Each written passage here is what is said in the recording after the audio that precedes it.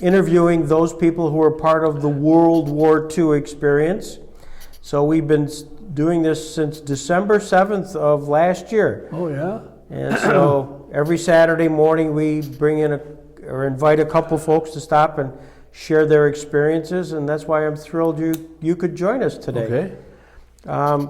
Were you born in Frewsburg? Are you a No, I was born in Jamestown, Jamestown? General Hospital. What did your mom and dad do for a living? My father worked at Art Metal at Heavy Press. And my mother, she took care of 5 kids. Well, that would She do was- it. That's she a was full-time. busy. Yeah. So you're born in Jamestown. Did you go to school then in Jamestown here? No, I went to Selrun School. Selrun. I lived in West Ellicott. Okay. And So you would have been at this, probably graduated with the same school that Lucille Ball did, huh? no, she was before me. I know. I'm not quite that old. But they had Lucy Lane up there by the school, yes. Yeah, exactly. So you graduated from Selron. Yep. What year? And 43. 43? Yep. I was always asked the question is, do you remember December 7th, 1941? I'll never forget it. Where were you? I was in high school. Yep. What was the reaction? Oh, those dirty slant-eyed SOBs. Did you know that it might change your life at that time? No, I hadn't thought about that. I think I was about 15, 16, something like that. And so were you then, when you graduated from Selron High School, had many of your high school fellow graduates, had they already enlisted? Had they already gone off? No, a couple of them had enlisted. We didn't have a big class, not too big. And then, I got drafted. Then what was your tour? When you got drafted, where did you go next? Where was your sequence? Camp Upton, New York. And then from there, where did you go? Went to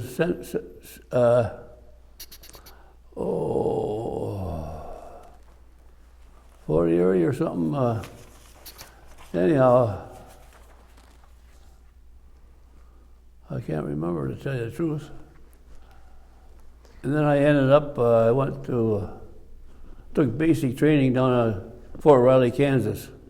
Okay. And then I got transferred into the armored unit in Camp Campbell, Kentucky, which they now call Fort Campbell. And that was the 14th Armored Division? Yes. And how long were you, how long before you got sent overseas? Well, I was in the States for a year and I was overseas for a year. Okay. So that was 44, 45. Did you know when you were training here in the States where you might ultimately end up in Europe? Didn't have any idea, no. Yeah. So you took the, where did you disembark from the United States? What port, do you remember? New York. New York City? Yeah. Took us 14 days and 14 nights, and I was sick for 14 days and 14 nights. Seasick. Yeah. Did you zigzag your way over there? Yeah, I was in the convoy. We was the head ship in it, and they did zig and zag all the way over, and they had all kind of stuff lashed on the decks. Including you? Yeah, yeah, me and the 2 guys that dragged me. And then we hit the Mediterranean Sea and had a storm and everything in the deck got wiped out. So they lost it all. Wow. We started at Marseille, France is where we ended up. That's where we landed. And I'm reading something here that you landed in Marseille in October of 1944. Yep. And then it said within 2 weeks, some of your elements were in combat already in the Franco-Italian frontier. Does that sound about right? Yeah. And said your division was assigned to the 7th Army. And where'd you go from there? What were your steps? I ended up the 7th, 5th, and the 3rd Army. Mm-hmm. Ended up with Patton. Did you ever see Patton? No, if I had, I'd have shot him. He killed a lot of men. You did. Yes, he did. Did you know that at that time? I didn't have any idea. Right. No. Was there talk within your fellow soldiers about how Patton was doing things? Making a name for himself, yes. Yeah. Yeah. And funny, nobody shot him. Yeah. But he got his reward from when he got rolled over in the Jeep, or that killed him. Was there a sense in the troops that he was just an egomaniac? That's about it, yeah. Yeah. And so then take me through your steps now. You're over there in France, We went up through southern France, right? and we was up on the French-German border a lot, and I can't tell you all the stuff. And I got a book on it that tells all about where we went. And you actually find yourself at a place called near Hatton, the village of Hatton. That's where the bulge was, yes. Yeah. That's where I got wounded. Tell me about that story. Well, just for example, when we went into Hatton, we had 250 men in our company, and we come out of there, we had 50. They weren't all dead, but 50 dead and wounded. I mean, 50 alive, but the rest of them were dead and wounded, 150 of them. They say here that the Hatton-Rittershofen campaign was one of the hardest and most costly battles that had ever raged on the Western Front. That's true. Yeah, and in fact, the Germans broke through, and they had a lot of our equipment. So they were shooting us with our equipment. And the Air Force was bombing and strafing us because we were going the wrong way. So, again, just on the campaign itself, I mean, you actually were cited and given citations for what you did there. Yeah, for the Bronze Star, yes. Yeah. So tell me about your Bronze Star. I mean, tell me about what you did there to earn the Bronze Star. Well, what I actually did, I had a machine gun, and I was holding off, and the Germans they could retreat, they strategic withdrawal it was, okay? And then I had been wounded, so I got it for that reason, for still fighting and being wounded. So while your troop is strategically withdrawing to keep the Germans at bay, Right. you right. just hang right in there. Yeah. Were you in a nest, or where were you located? No, I had a 30 caliber. I carried it in my arms. So In fact, eventually I put it up on my shoulder, and we kept running, going backwards. And by the time we got back where we got in with another straight infantry group, I couldn't get the machine gun off my shoulder. It froze right up there. Right. Someone had to take it off for me. What'd you feel like at the time? Were you you're wounded. By the way, where were you wounded?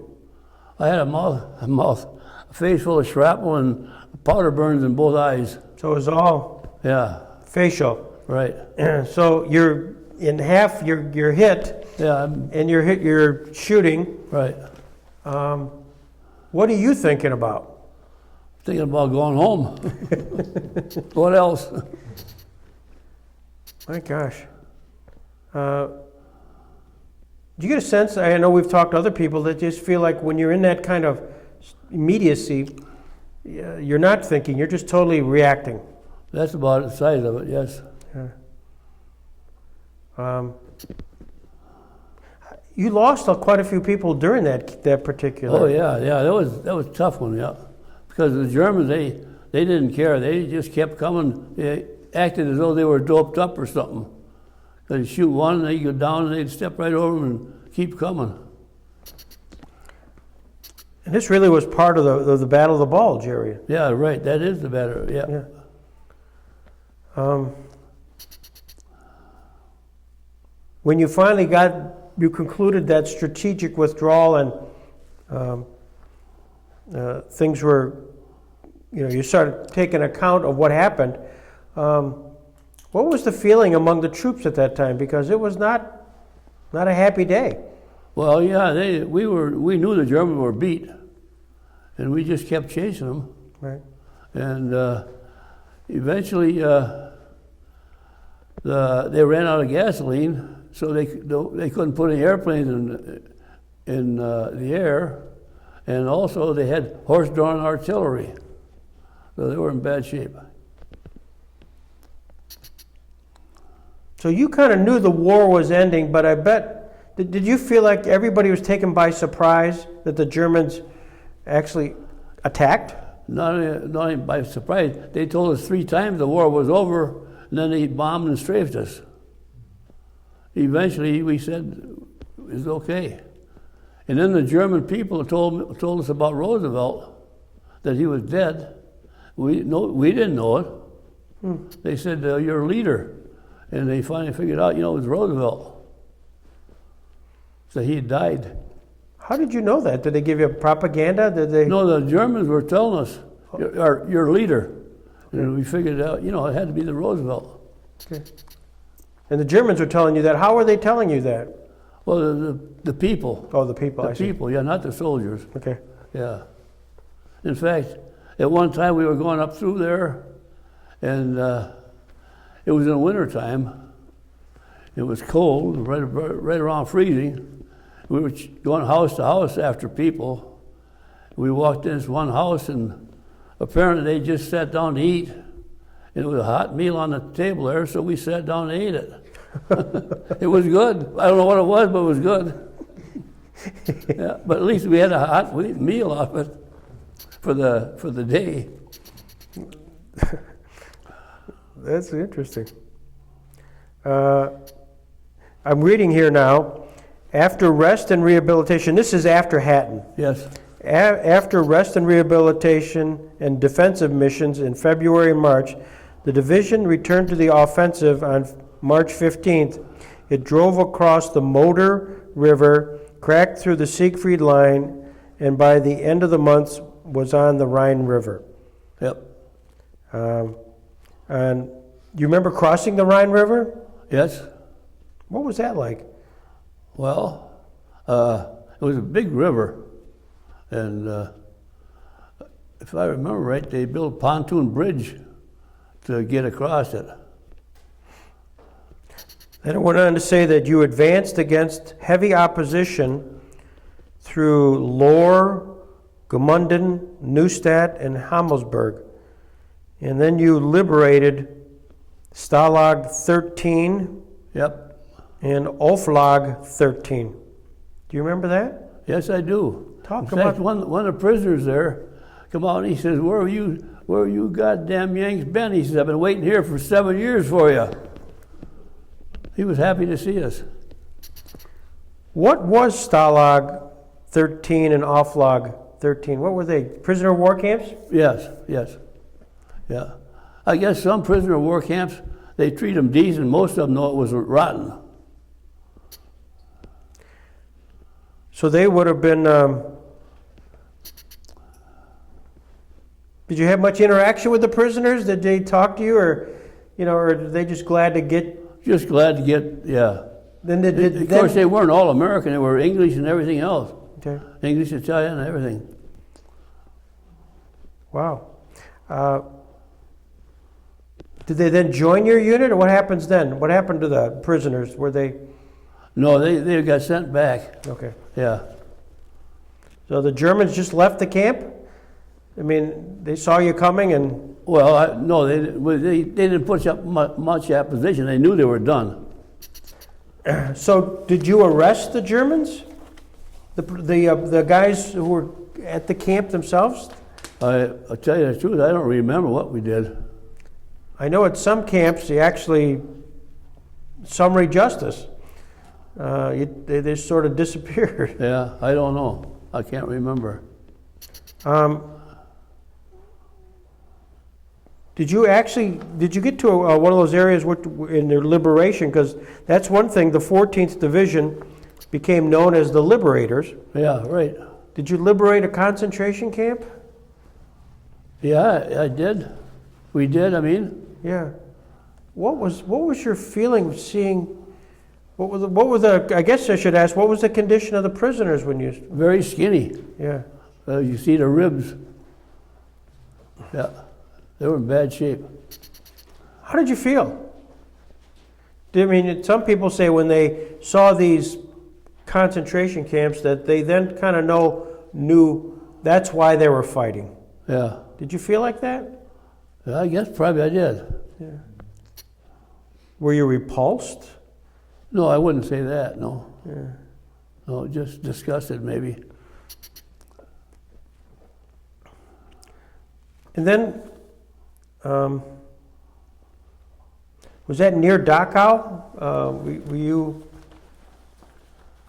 Were those camps near the Dachau concentration camps? I don't know. Yeah. I can't remember that either. Yeah.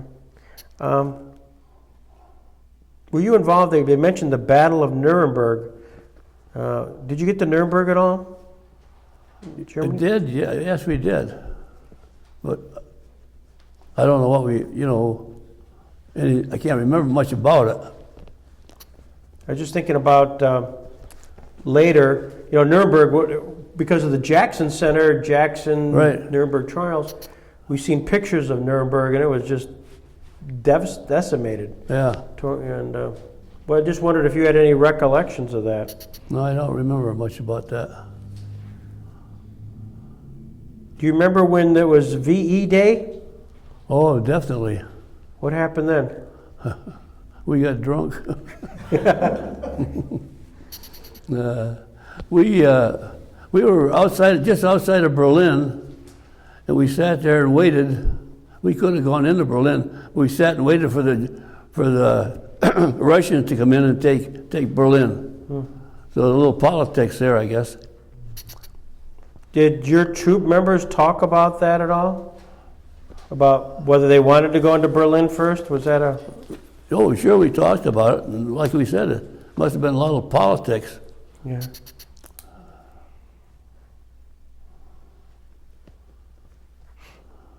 How long did you stay in the Army after that?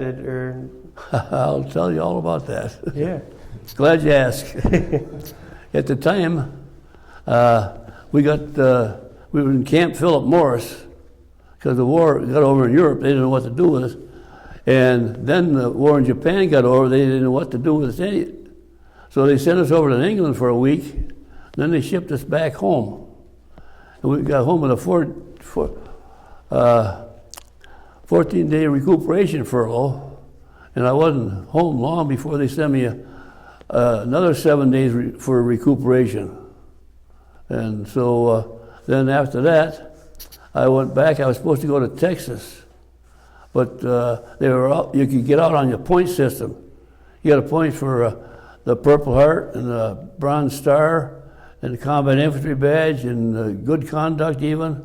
So I had enough points to get out, so I got out. And they said, you get your teeth fixed first. I said, no, I'll get them fixed at home, which I did. It says here that you were discharged on Veterans Day in 1945. Yeah, I didn't realize that until I read in the paper. Well, how ironic. Were you surprised to be... I certainly was. How did they tell you ahead of time, or did you just... No, that son of mine invited everybody, and I didn't know a darn thing about it. And I walked in the Legion, and there everybody was, and I still didn't know what they were talking about. Because this guy over here, Gary Chilcott, the director of Chautauqua County Veterans Service Agency, explained that you were awarded the Purple Heart, Right. the Bronze Star Medal, 5 Expeditionary Medals, And let's see right here.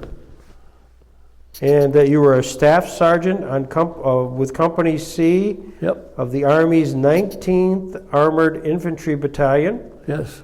and recognized for your heroic achievements near Hatton, France, in January 1945. Yep. And he went on to say that during an 11-day stand against the German army, the 14th Division battled through freezing temperatures, rough terrain, and heavy gunfire in the villages of Haddon and Rittenshofen, and that you voluntarily remained behind to cover your platoon during an eventual withdrawal from Haddon. And you said the Germans were really on us. Yep. We were surrounded, and that you got hit. Wounded and still manning your machine gun, you continued to fire until each of your comrades had been evacuated. And you were awarded the Purple Heart and the Bronze Star for that. Congratulations. Thank you. That's incredible. In fact, for the camera, why don't you show us your medals here and explain them? Well, these are the ones I was telling you about. This is the good conduct.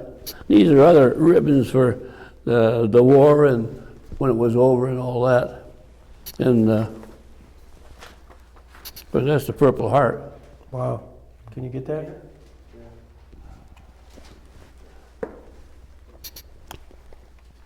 And that's the Bronze Star. That's terrific. Well, we salute you for all of that. That's remarkable that our government recognizes you for your achievements. I was just lucky, that's all. Yeah. Do many people talk to you now about your war experience? Have they? Well, you know, I got a hat that says World War II veteran. I wear that, and a lot of people ask me all about things. Yeah. You know, how everything was and where was I and all that, and they seem very interested. Have the schools in Frewsburg asked you to come do anything? Have they? No, Yeah. no. How did you end up in Frewsburg? Well, I used to hunt down there all the time, and I liked hunting, Right. and so went down. My wife and I went down and bought a little piece of land down there, and so then we built a small place to live in while we built the rest of it. And instead of being a camp, it became a house. We kept going and going. Down in Frewsburg, does your paths cross with Judge Cass, Bill Cass? And No, I didn't do anything against the law. Well, they're big hunters. Oh, I know. Yeah, he still is big fisherman too. They're big everything. Oh yeah, I know Bill Cass. Yeah. I know when the article was in the paper, Steve Cass called me and said, "Greg, you've got to interview him." Yeah. Yeah. You know, that was terrific.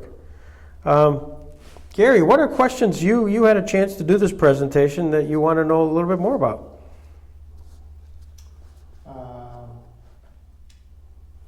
I think the actual conflict, when we talk about Hatton, when it's interesting that the Germans, actually the 14th, when I did some research, the 14th Division was in reserve. That you really weren't supposed to be in conflict, other than to help or support the other divisions that were actually doing the fighting. But the Germans changed their strategy at the last minute and came up the middle. And the general at the time had no alternative. The 14th Division general, or probably it was the 7th Army, the Army commander, had no alternative but to commit the 14th Infantry. And you went up against, you were going up against a Panzer Division, two very strong German Army tank divisions, and you were armored infantry. All right. So you were much lighter than what you were going up against. Oh, sure. And I think that was the thing that, obviously the heavy losses were a result, but very much a turning point. In some of the research, even the German Panzer Division commander after that conflict called that one of the most difficult battles of Europe. I mean, when you think of everything that went on in Europe over a 4 to 5 year period, Oh yeah. he singled out that particular event.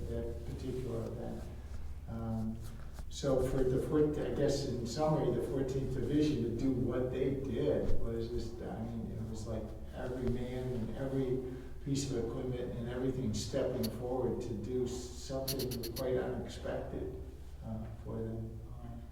And to overcome very, very heavy, a heavy offense by the Oh, yeah. And, man, I just, I'm in awe of it all. Really, truly. You know, I got to tell you, a little serendipity here. I'm just reading again, their 14th Division. You ended up in a place called Moosburg in your travels, you know. And your company liberated Allied forces, prisoners of war from nearby Moosburg. And I just did an interview with a gentleman from Frewsburg, Lee Story, Frewsburg, and he was, his quick story was, he was in a bomber, and the plane was hit, and he had to parachute out. One of he was one of only 4 that survived. They landed in Amsterdam, he became a prisoner of war, and then just, the Germans moved him all around. Okay. And finally, he ended up in Moosburg, and he said Patton's group came in, busted the door, and freed us. It's the first time he'd actually had a good meal in 15 months. Well, I believe that. And I'm reading here that's one of the camps that you liberated, your division, was in Moosburg. Okay. So in a strange sense, Gary, your division probably liberated Lee Story.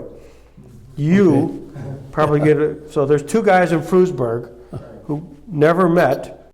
What's your reflections as you think back on your experience during World War II and receiving these medals?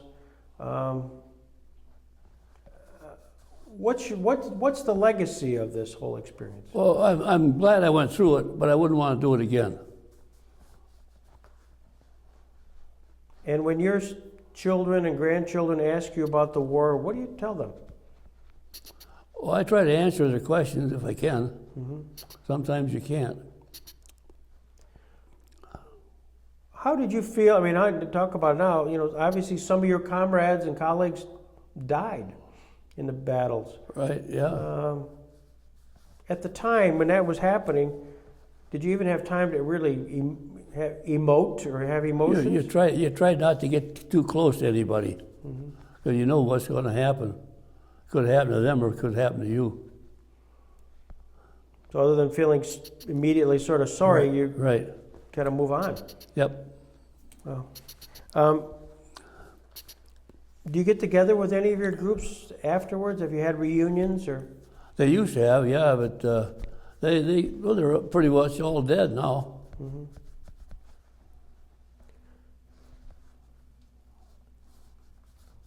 When you had, if you did, it sounds like you didn't have a lot, but if you had some rest and relaxation, R&R, what did you do?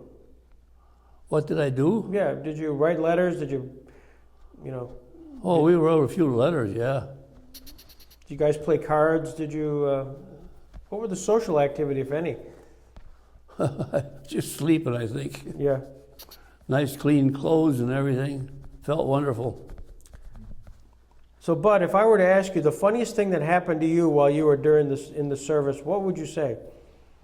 A funny story, an incident that maybe happened to you or somebody else? Right offhand, I can't really think of anything. Yeah.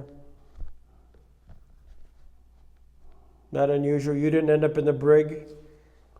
Well, yeah, I got 5 days hard labor before we went overseas, and I got 5 more before we came back.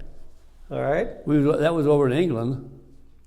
Okay. So I had to give, we had a hard labor, so I had to be the one that would give it. So I gave my eyeball exercises and finger exercises all the time. What? And that's all we did. Instead of, and the other time, we dug a slit trench. So that was your penalty? Yeah, but it took us a week to get the thing laid out to be able to dig it. And by that time, 5 days, you're done. So you're all set. I have this vision of a movie, and with was it Clint Eastwood, Gary? What we have here is a failure to communicate. What was the name of the movie? Cool Hand Luke. Yes. It's exactly the scene. Yep. Well, you're dodging the real question, though, bud. What did you do to get 5 days hard labor? Well, the first time, what did we do? The second time, we went back to see our old comrades because we'd been transferred out of the 14th and into the 35th Straight Infantry Division. And we went back to say goodbye to our buddies. And the first time, I can't remember what we did to lay out that hole in the ground. I really don't know. All right. Well, either that or you're very, very selective memory. I like it. Very, very good. What's the question we should be asking you? Am I glad I'm alive? You betcha. Oh, absolutely. And we're glad you're alive. This has just been fabulous. I'm so thrilled to saw your picture in the paper, that Gary drew attention to you, and Yeah, that had to be a wonderful surprise. it certainly was. Yep. Did they take you out for an ice cream sundae after that? I beg your pardon? Did they take you out for an ice cream sundae after They had that? open bar. Yeah, I love the Legion. My son paid for it all. And I think credit is due. I think it really all started with Ray, his son, saying, couldn't hear the medals, couldn't we do something? And then it just kind of evolved from there. Yep. But the credit goes to Ray, I think, and also the Legion too, that they turned out and wanted to make it, and certainly deserving to make it a wonderful experience. So, but I was glad it became what it did. I mean, we kept taking steps like, well, should we do it here, should we do it there? And over a week time, it turned into what it really should have been. And I'm glad it all came together that way. Ray, what's the question I should be asking your dad? I can't think of anything. What a great story. Amazing story. Well, all I can say is stay right there. We're going to get a couple of pictures with you and your son with those medals. Okay? And we're just thrilled you came and joined us today. Well, glad to be here. This is terrific. Big smile. Handsome guys. All right, let's turn that over here.